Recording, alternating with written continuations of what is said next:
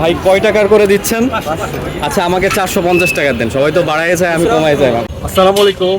তেল নিয়ে সবার জন্য একটা সুসংবাদ দিই, সেটা হলো অথেন্টিক ভাবে আমি এই মুহূর্তে আছি মগবাজার যমুনা ফিলিং স্টেশনে।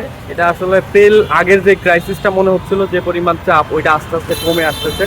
মানে আমি সরাসরি আছি, দেখলাম, তাই বলতেছি যে আমার পেছনে খুব বেশি সিরিয়াল নাই। আমি আপনাদেরকে পেছনের ক্যামেরাটা দিয়ে দেখাই যে খুব অল্প কিছু সিরিয়াল।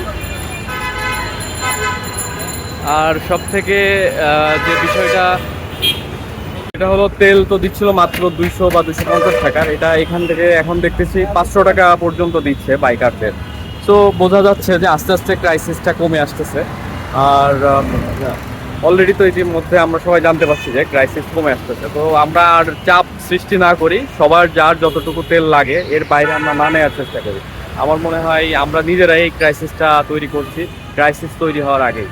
তো আমরা যে ঝামেলাটা পোহাইলাম, আশা করি এই ঝামেলা আমরা সামনের দিকে নিয়ে যাব না। ভাই কয় টাকার করে দিচ্ছেন?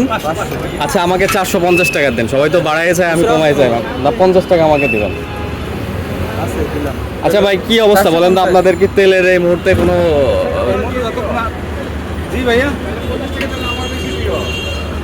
বিভিন্ন জায়গায় তো দেখতেছি যে তেলের আর সংকট নাই, হ্যাঁ, তো আপনাদের কাছে কি মনে হচ্ছে? ভাই ভিডিও হচ্ছে, একটু বলেন, মানে আপনাদের কাছে কি মনে হচ্ছে তেলের এখন এই মুহূর্তে ক্রাইসিস তো মনে হচ্ছে না? তো আমরা নিজেরাই মনে হয় এই ক্রাইসিসটা তৈরি করতেছি।